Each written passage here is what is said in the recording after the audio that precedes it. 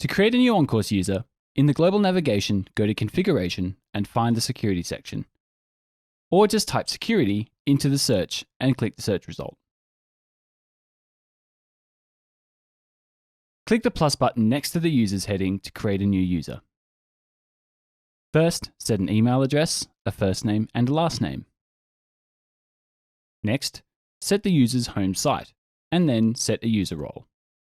Admins have access to all of onCourse, but for a more specialized role, select one from the list.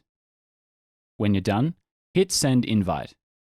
The user will receive a link in their email inbox. Once they click the link, a new window will open where they can set their new password. Once they're done, they can click Create Password, where they'll be taken to the new login window. They should now be able to log in with their newly created user.